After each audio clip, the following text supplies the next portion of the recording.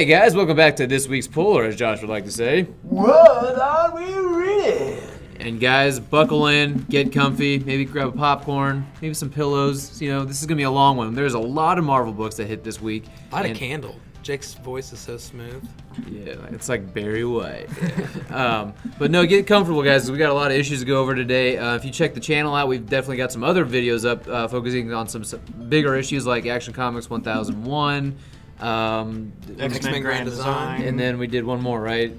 I know we did another one. We did so many. There's been so many comics this week. But all right, guys, we are going to, as the thumbnail promised you, start off with some of the bigger issues, some number 1s and 2s that came out this week, as well as some other things that have been ongoing that we've been reading. So first off is Jerry Duggan and Mike Deodato's Infinity Wars Prime. This is basically the follow-up to Infinity Countdown, but is also the precursor to just Infinity Wars. It's a useless. They're taking a book. page out of DC's, but like DC's book. They're like, you know what? You know what would be really good for an event? Preludes to the event. Yeah, ridiculous amount of preludes. So not a lot really happens in this book. Loki is in like the historical library of the entire universe. He's trying to figure out why he's always been a villain. The Tome Keeper comes in. She basically drags him out by his ear like a child.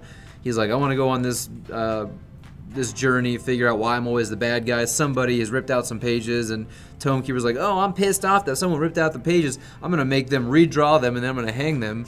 And Mike Deodato's art's great. I mean, he's on point. I don't like this new thing he's been he's been testing where he breaks up the panels with a lot of blocks. I think it's a little distracting. I know it's something he's been trying out lately, especially in like Old Man Logan and stuff.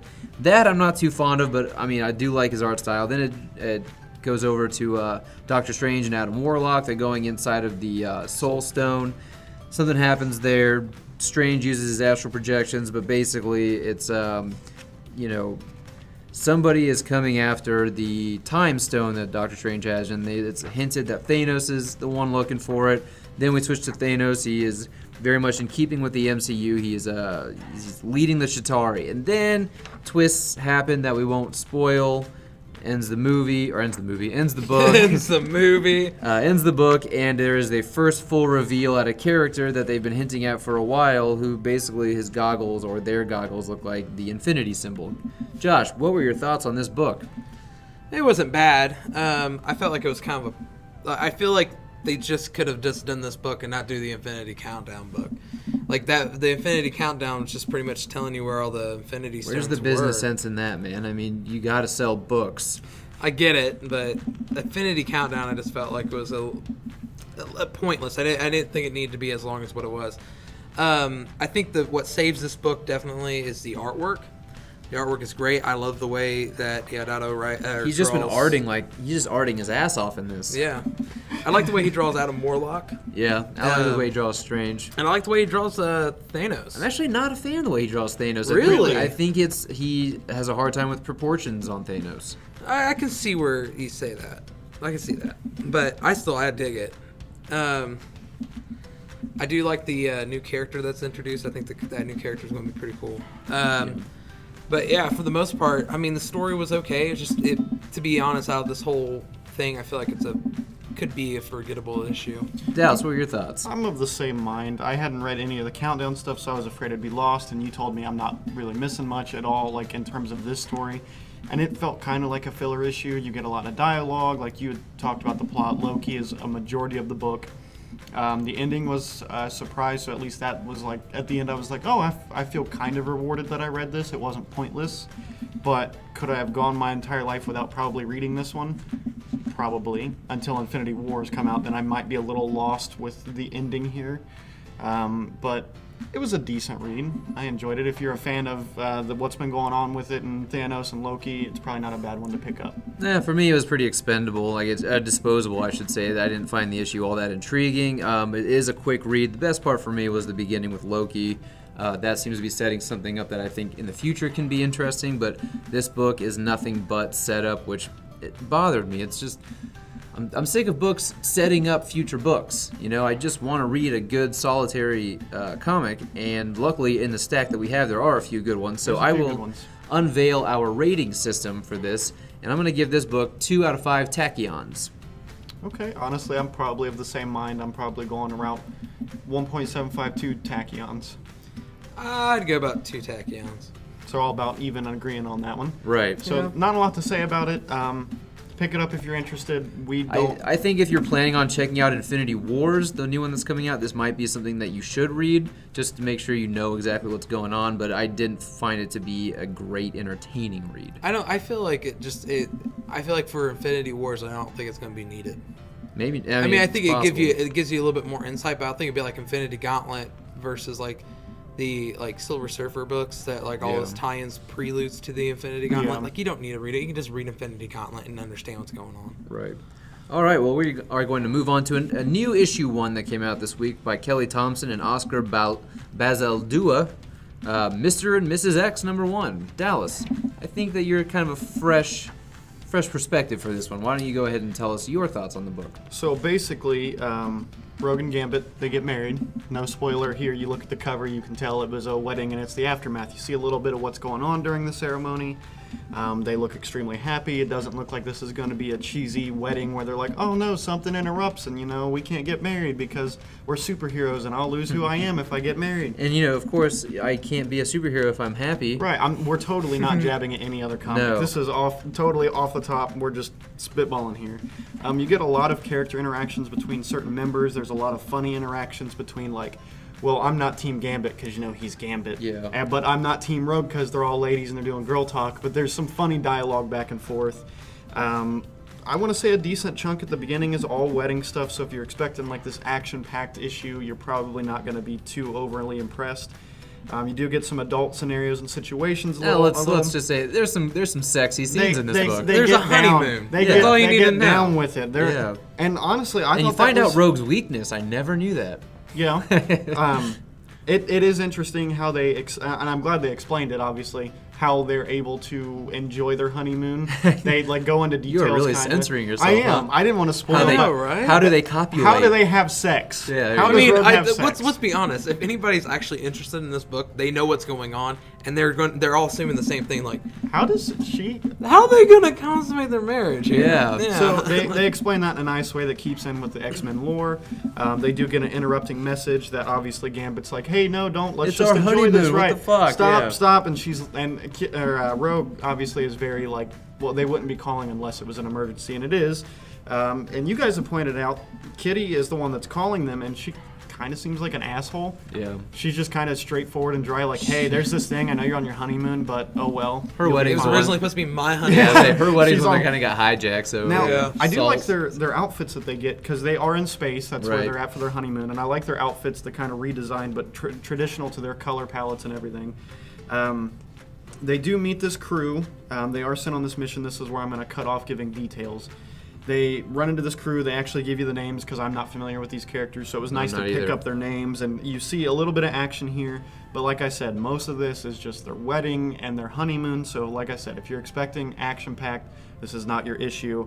The best thing about this to me was the dialogue between both Rogue and Gambit. They were bouncing off of each other and making sexual innuendos as well as serious jokes and dry humor, and it just worked very well. That was the best part to me. There is a twist surprise at the end that I know you guys weren't overly ecstatic about. I enjoyed it. I thought it was interesting because I was not expecting this person at all. Yeah. I enjoyed it. What did you think, Jake? I found this book for the majority to be quite charming. I thought it started off being exactly what I was hoping it would be. It's this cute little charming thing. It's Gambit and Rogue have been the Ross and Rachel of Marvel Universe. Will they? Won't they? Thing. They're off and on all the time. So I love that they're like, yeah, we're gonna tie the knot. I love everything surrounding the wedding. As they're getting ready. There's a nice little mystique coming in as her mom, like, hey, I'm not going to ruin this for you. I'm here for you. My biggest complaint about the book, other than the ending, is that Rogue is not written with her dialect. Her southern I know they do dialect. such a good job with Gambit on it, but Yeah. they don't do it a very Gambit good is- job Even at the all. other characters, who was it? Was it someone else is in it, and they have Nightcrawler. that. Yeah, thank Yeah. you. Yeah. And they do his dialect very well. But I Right. guess I didn't notice that until you Yeah, they pointed that didn't. out. They didn't do that with Rogue, Which is and that really kind of weird bummed me out. because, it's Kelly Thompson. She's the same person that wrote the Rogue Rogue and and Gambit, Gambit, right. miniseries, right? Yeah, so I don't know if she forgot or if it was just She's I don't like, know. oh, she just got Shit. tired. Yeah, I forgot something. Damn it! It was wait, yeah. But no, I thought it was great. Like I said, there's just a lot of charm. You're gonna smile a lot during the first 75% of this issue. Where it definitely starts to go downhill for me is when Kitty calls and like it's an emergency. I go, give me a break. Come on, you know, like I just wanted this. I mean, I know this is a limited series, and I just wanted like this small, intimate look on how does their relationship progress and blossom together. You know, I don't need to see them out doing crime fighting type things, but you know, the Rogue and Gambit series was also kind of like that. You know, there's great moments, and then they mixed in the action, and then towards the end, the action all balanced it all out, and it felt good. It felt fine.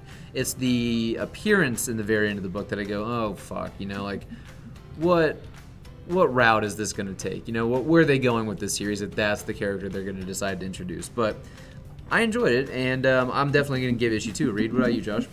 I enjoyed it. I'm on the same page as you with the book. I enjoyed it up until the end. I think having Kitty interrupt would have been fine if that was the cliffhanger ending. If that's where we ended the issue, like just kind of have at least give me one issue of this, them getting married and having a honeymoon. That'd have been fun.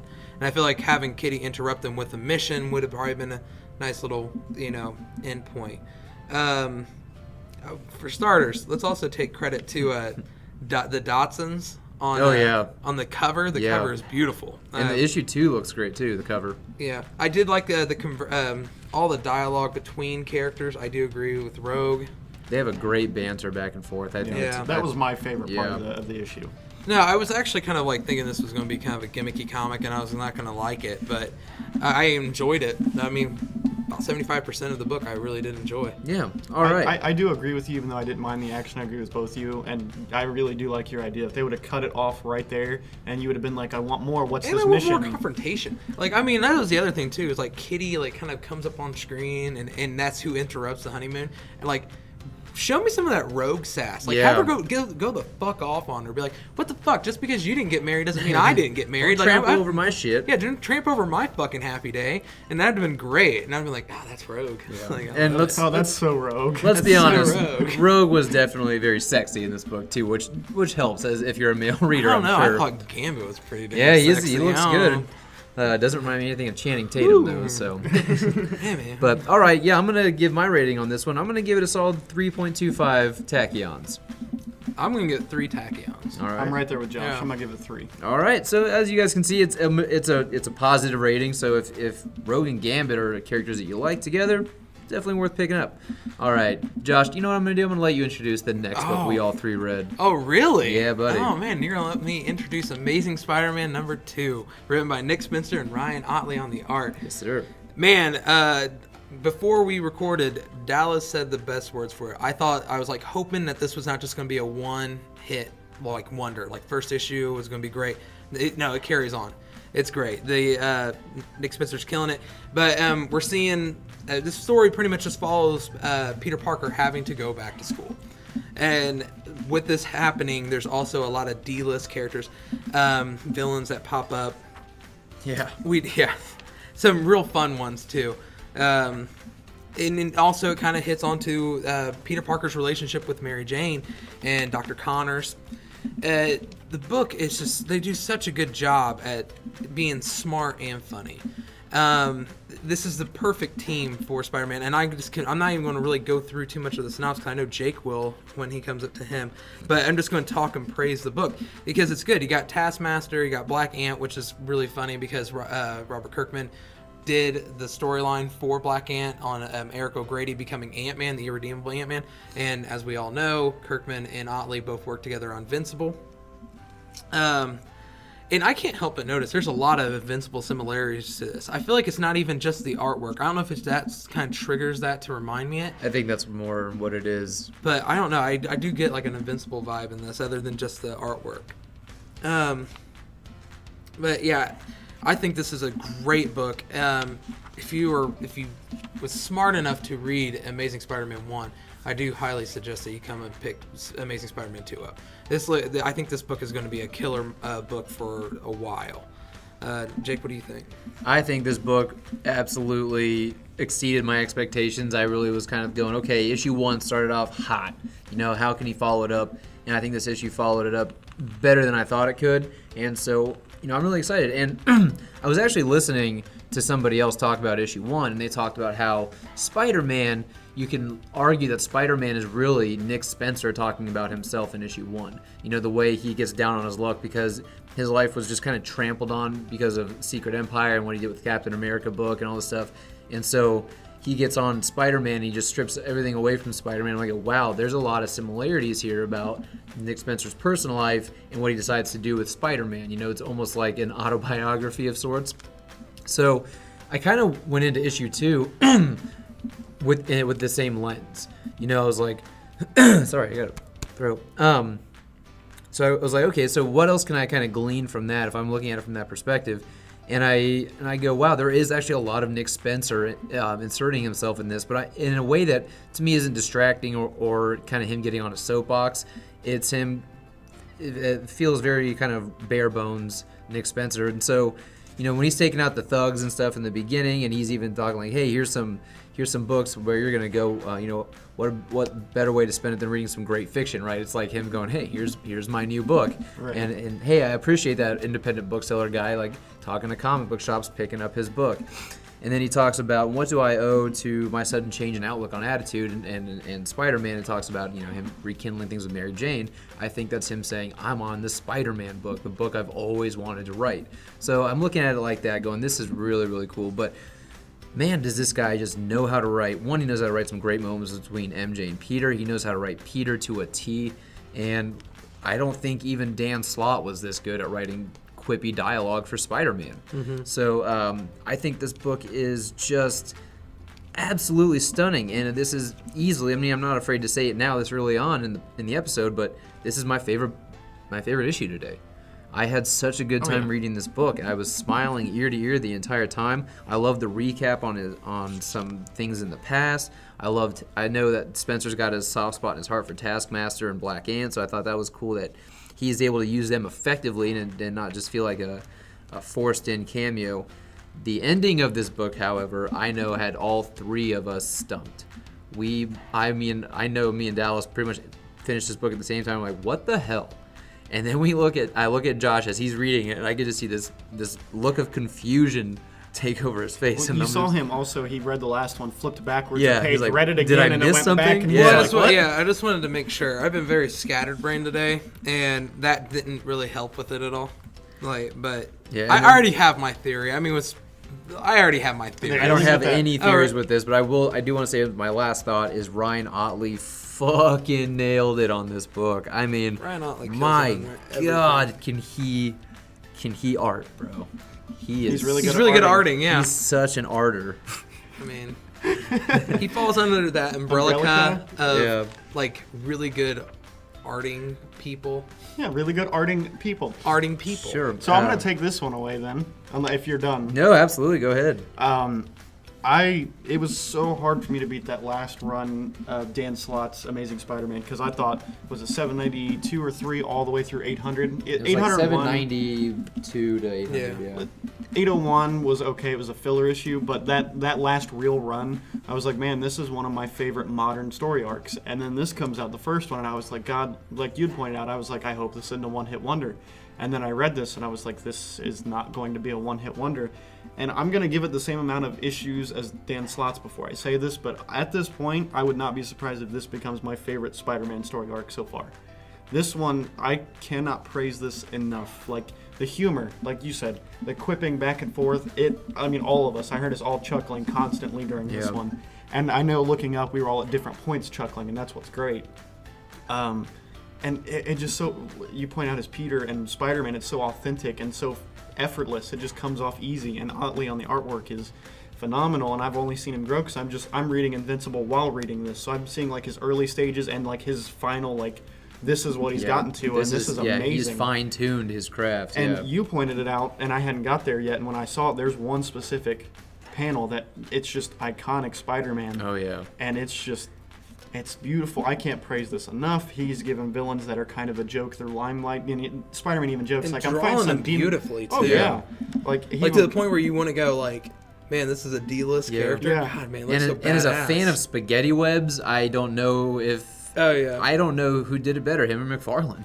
I think I'm going to say it right now. Even though McFarlane is the daddy of or spaghetti webs, I'm gonna Otley is definitely giving him a run for his money. I'm going to say it's probably my favorite It's spaghetti great. webs. He's done a great job. But God, I cannot praise this book enough. It is a fun read all the way through, and it has a great plot, and it's doing what I think we all love about Peter Parker. It's taking him back to his roots. Not that I didn't like what I've read of the whole Parker Industries storyline where he has his own company. I like that progression of the story for him further, but something about going back to classic roots. He has to go back to school due to a scandal, and back with MJ, and he's back to who he was, and it makes me feel like a kid reading Spider-Man again. It's just there's actually some interesting stuff I found out. So apparently with Quesada, being like editor-in-chief and stuff, he said that apparently he doesn't want MJ and Peter back together. So that's got some people wondering if this is real or if this is going to last, or if Quesada has finally changed his mind and he's not really even involved as much anymore, because I know CC Cebulski's in there now. But I'm wondering, what's going on with that. And then I know a lot of people actually had an issue with the fact that Peter got his doctorate while being Doc Ock, and it was never really addressed during Slott's run. So it's like, Spencer saw that and was like, I'm going to rectify this. So I think it's really cool that it's like anything that may have been a misstep or that fans weren't happy about, Spencer's going about correcting it, and he's doing it in, I think, a satisfying way and not a pandering way. right. He's embracing, hey, this was the past, I'm going to fix it, and they're not afraid to point out. As the first issue points out, like, hey, there's a scandal, and Peter talks about it behind, because he obviously can't announce that shenanigans. But What a malarkey. what a malarkey. You should see the malarkey. But he obviously can't announce it to the public, but we as the readers know it happened. So it's cool that he's actually like, hey, there's this thing, here's how we're correcting it, but still, there's this thing, and I'm not shying away from it. The best part about it is you can't even explain it. Like, if you was to explain what happened to another comic book reader who's never read it, and they have no premise, they would go, that sounds fucking stupid. Yeah. But Yeah. no, that whole when they first announced Superior Superior, Spider-Man, like when you hear it from another person's mouth, it just sounds ridiculous. It sounds stupid. Until you read it, and then you're like, oh man, this is actually really good. you're So like- even in real life, it would sound I stupid. remember reading Superior Spider-Man going, why wasn't Spider-Man doing this all along? Yeah, I know. But, okay, guys, I think we have probably praised this book enough, and we can I know, move we on. should have done Now one video we for have this. to rate it before we move on. Oh, absolutely. Oh, we yeah. have to rate it. So, Dallas, why don't you go ahead? You know what? I'm not afraid to say it. 2 for 2, 5 out of 5. Oh, wow. 5 Okay. out of 5 Five. tachyons. I'm going 4.5. I'm with Josh. 4.5 tachyons. The only thing that could have made it 5 is probably just being a little bit longer, to be honest. Well, that would have helped. I would Yeah. not have been upset. All But right. now, Dallas is going to move on to... Multiple Man number 2. This is a limited issue series. I believe it's 5 issues. Yeah, probably. Something like that. Multiple issues, for sure. It's continuing where the first issue left off, literally right after the first issue, where you get all these different versions of Multiple Man from the future, and we have no answers. There's Hulk, Deadpool, Cable, a wizard, I'm not Doctor sure. Strange Yeah, Doctor version Strange. of, like, Cloak Like, with Doctor Strange, yeah. So we were all very confused, and while this issue does try to explain it, it's still confusing and may acknowledge, like, that's okay, I'll just accept that. Like other characters, while they're explaining it, they're just like, okay, sure. So basically, they're going into the distant future where another clone of Multiple Man has become an evil emperor dictator. He's ruling. But they never really make it clear of whether or not it's the clone that we're following. We don't know. I don't know. That's what's confusing, and I think they pointed out not directly by saying like, "Hey, you don't want to mess with time travel. That stuff gets messy." And I think they're kind of poking fun at their own story because it is messy. But as a reader, knowing what this is, I just kind of accept Multiple Man. There's certain things I hold to higher standards, I guess is the best way. Multiple Man doesn't make my highest standards. No. So you get a little bit of background in terms of this terrible future where Multiple Man is this emperor. He has his own army that are basically the police force coming out, police brutality, beating anyone that opposes them, including a small child pandering for money because it's against the law. Panhandling. And it takes a little bit of a violent turn in terms of the other future Multiple Men. They actually aren't afraid to kill, whereas this one kind of is like, hey, let's not do this violently. And then, of course, a whole force shows up, and he's like, all right, let's do this violently. It goes all over the place. They find a resistance. Turns out it's like two 15-year-old boys that are part of this resistance, and that's it. And one of them Sounds is like actual life. Yeah. and then the one leader of the resistance, the John Connor, if you will, is the son of the original Multiple Man. And, Yes. yeah, I'm going to take it from here, Dallas. Go for it. Basically, don't waste your time on this issue. It's kind of self-aggrandizing in a way. It's goofy, it's lighthearted, it's really not meant to be taken seriously. The book doesn't take itself seriously, which makes me not really want to take it seriously. And I can honestly say this pretty much felt like a waste of my time with the rest of the stack that I read today. They never explain why Multiple Man has a Hulk form, why there's like a Deadpool Wolverine form, why there's like a Cable version. They don't explain any of this stuff. And, you know, there's nude antics. You see some other characters come back, but all in all, it just isn't a book that I think is worth picking up unless you're an X-Men fan or, you know, even more deep-cut Jamie Madrox fan. I don't know how many of those actually exist in this world. There's a couple. There's a few Multiple Man fans. You know, they're scattered. They're a very tight-knit group apparently, but I don't know. This book was my least favorite today, and so I'm going to give it one tachyon. I don't know if I'd quite say least favorite, but there were a lot of things that weren't answered, and they're not going to answer in a 5-issue series. No. So this one, if you're a Multiple Man fan, go for it. If not, I wouldn't suggest it. I'm going to keep reading it just for the sake of reviewing it. This one I'm probably going 1.752 tachyons. You know the best part about this is on the cover is all these multiple men Giving with their it thumbs down, and there's only one that has his thumbs up. Yeah. Pretty much like It's pretty much your rating system. Yeah, It's your Rosenberg rating. basically going, I know this isn't for everybody. But, all right, Josh. No, you go ahead.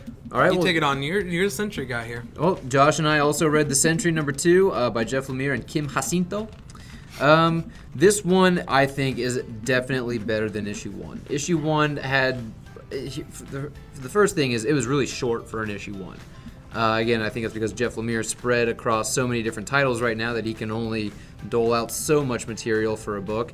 But this one definitely gives us a better idea of the world that it's operating in, and it's basically, you know, the Confluctor has been stolen, and Bob is kind of scrambling to get it back because he knows what happens if he doesn't, and then we finally get the awesome reveal of Bob turning into Sentry, and that's what we're waiting for. Surprised it happened this early on, which makes me wonder. I mean, they haven't announced that this is a limited series, but I'm curious how long this one can go on for once issue 2 finally brings out the Sentry. There's some good stuff with Tony Stark. I like the way that they're like scientifically talking about what's going on with the Sentry and how they're going to have to head him off. And Sentry's like, dude, you don't understand my power.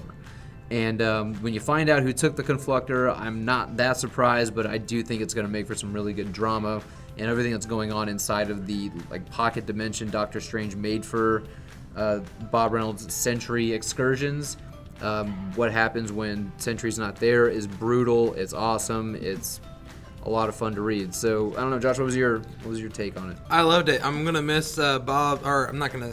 Yeah, I'm gonna miss Bob's awesome beard though. Bob had a really killer beard. Hey, even when Bendis first brought him in as the Sentry, he still had a beard. Yeah, but that's a killer beard. Yeah. No, I mean the Sentry part was like when you reveal Sentry coming is like beautiful. I love the artwork in it, and I love Lemire writing it. I really enjoyed the first issue. I know you kind of a little skeptical on it. I wasn't skeptical, but it wasn't my favorite thing. But this one, I'm much more excited Yeah. about this series now. I agree. I wonder how much better it could be if Lemire actually just got to focus just on this book. Right. Like he didn't have to focus on 15 other stories. Because when it comes to writing about like mental illness and stuff, Lemire is like the ideal person to write for that, and that's exactly what Sentry is. Well, yeah, I mean, he also did Moon Knight, so it seems like a logical leap to go to the Sentry. And I think that's great. I really enjoyed it, and I give it 3 tachyons. Oh wow, 3.25. Okay, I was going to say I was going to go a little higher than you. Yeah, 3.25 tachyons for me. I found it to be a much better and informative read than issue 1. All right, so now we're moving on to The Punisher 228. Rosenberg, Villanova, and Lowridge are the team on this one. This is continuing the arc with Frank Castle and the War Machine suit, and it literally picks up right after the last one, where it ended on a good cliffhanger that I know had Jake and I both excited. Tony Stark's come to finally confront Frank Castle, so you get a nice quick little duke out between the two, and it's continuing the plot of Frank Castle trying to get the remainder of Hydra and Baron Zemo. basically for duping him into being a Dupe, Hydra yeah, agent during basically. Secret Empire. Yeah. It kind of keeps in trend with what this arc has been, kind of explosions and great visualistically, like action, basically. So get into this for action. Yeah. This one, though, this specific arc does have more story, so that's why I've begun to actually appreciate this one a lot more. Without giving any more away about the plot, all I'll say is there are continuation things with other stories that are going on. Tony Stark Iron Man is one that you don't necessarily need to read, but there's a nice character appearance in that one. And I completely love the way they resolve at the end Frank Castle in the War Machine suit. That's all I'll say about the plot.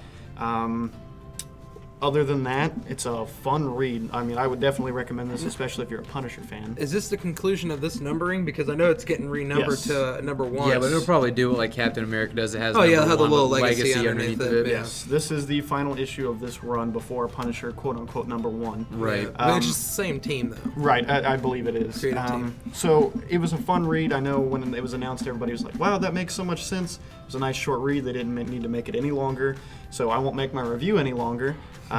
Jake, what did you think of it? I loved it. This Punisher series has been a good, basically destruction porn, for lack of a better term. It's just Punisher going in, fucking dudes up, saying, "Hey, you fooled me into working for Hydra. Now I'm gonna make sure Hydra I'm gonna like put some Roundup weed killer and kill y'all out. There's gonna be no more Hydra left of you." And then Baron Zemo and Ghost show up. I thought some stuff they did was really cool together. Yeah. The way they teamed up and kind of used their powers together. Iron Man. I thought Iron Man was written pretty well. Not my favorite, but Iron Man versus War Machine, and more specifically Frank Castle's War Machine, is badass. And the way, like you said, the way that they ended this book, it wasn't the way you would expect it to end.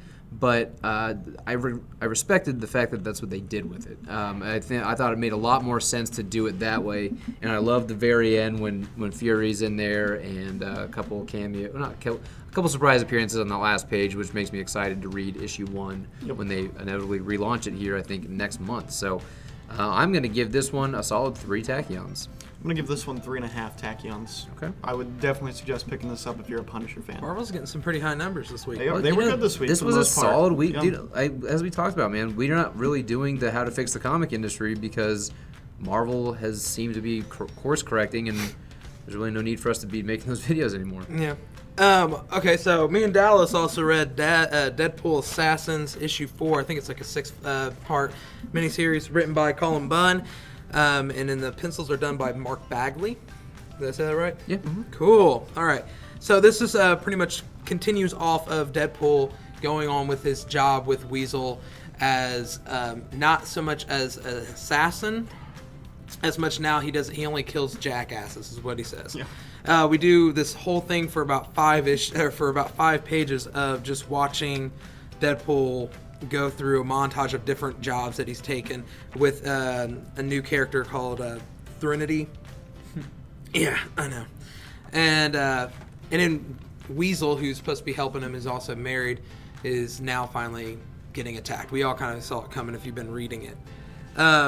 It was a fun issue. The artwork is great in it, especially there's one panel of the Rhino that I find I think that's beautiful. I'd love to have that as a poster.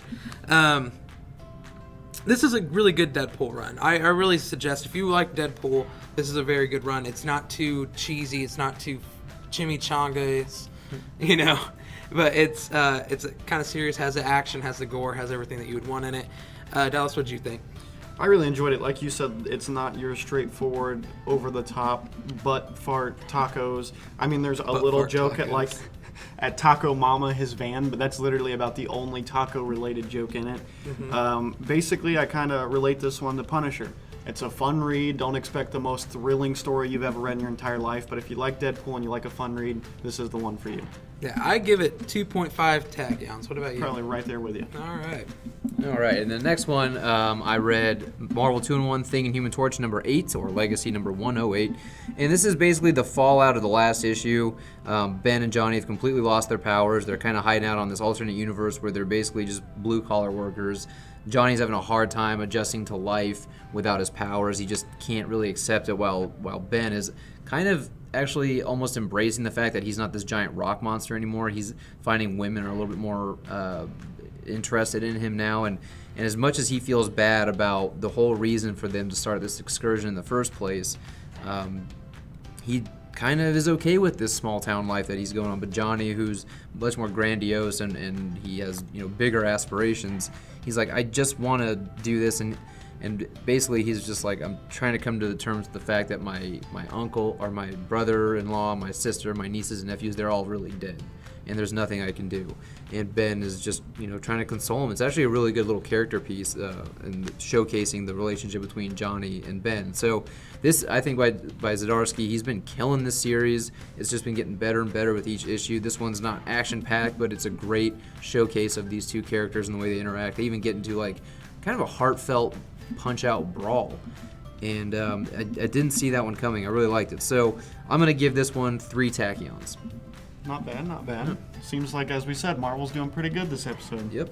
So Jake and I, last time we did this, we read X-23 number 1. So I decided to continue this and read X-23 And number I did not. 2. The team on this is Mariko Tamaki, Juan Cabal, and Nolan Woodard. This one picks up right after the end of the other one. They're at a funeral, kind of explaining what happened with the twins, the Cuckoos. Is that what it was? Cuckoos. They're explaining, one of their twins is dead now. The main 3 ones have no idea why, but there's this underlying plot of the one that's coming back from the dead. They want all the power. So they've kind of set this up. You get some build up with that storyline. You get more back to Gabby and Laura, with Gabby being obsessed with their birthdays. She wants to know their birthdays. She wants to celebrate it. And you kind of finally get some confrontations and some answers, as opposed to when they're actually going to find this underlying plot. It was a fun little read. Would I say it's the best thing ever? No. The artwork on it's good. The storyline's pretty decent. I would probably recommend this one and give it probably 2 tachyons. All right, and before we go any further, alarming regularity. That is your code phrase. Come in and get 20% off any issue that is not on your pull list on this week at Comic Relief. All right. So I read Venom number 4, Legacy number 169. 69. This issue pretty much just kind of gives you a little bit more of the origin of the symbiote. And it also gives you an origin story of this new character that was introduced in issue number 3. Jake, did you know anything about number 3 having a first appearance or anything like that? Oh, yeah, I thought maybe... No, what? Oh, yeah, there was a first appearance of Oh, no Null. kidding. Okay, and it just kind of goes through the history of him and the creation of symbiotes. It's all being narrated by him. You find out some of the some interesting facts of the reason why fire and high-pitched noises are a weakness to the symbiote. You just find out this, it's kind of retconning, but it's a very Bendis retcon. Not like in a very bad way, or like Karen Gillan, where it's like, oh, Venom, your parents are adopted. Karen Gillan, you are always going to be remembered as the shittiest retcon writer of all time. This is more of like this is a part that hasn't been touched, so I'm going to go back and I'm going to touch it, That sounds really dirty. Okay. Careful, James Gunn. That's what I was going to say. I think Bleeding Cool did a review once saying that this book will actually boost your testosterone, and I really I agree. I haven't been disappointed. Out of the issues, this is probably one of my least favorites out of this Venom run so far. It did bring up some interesting facts, but it just wasn't tremendous. I'm going to give it 2.75. Tachyons. You hear that, men over 40? If you have low T, just come get Venom. Way cheaper than prescriptions. For real, though. All right, and then my last issue that I talked about was X-Men Blue number 32. I just seem to keep coming back to the series every time, hoping I get something better. This one's by Cullen Bunn, and the new artist is actually Andres Genolet. I don't know. He's really good at imitating a mix between Stuart Immonen and like Ramos. But this one is the culmination of a lot of storylines that have been happening with the X-Men going up against Magneto. It's kind of supposed to be a throwback to the original X-Men when they fought Magneto, and he was like their first real big super bad. But it's all about how Magneto knows Emma Frost is a bad person and she betrayed her kind, and he wants to kill her, but because he's also seen the future of what happens, and the X-Men are trying to do the right thing and stop him and protect Emma Frost, even though they probably shouldn't, because Emma Frost has time and time again proven herself to be a real bitch.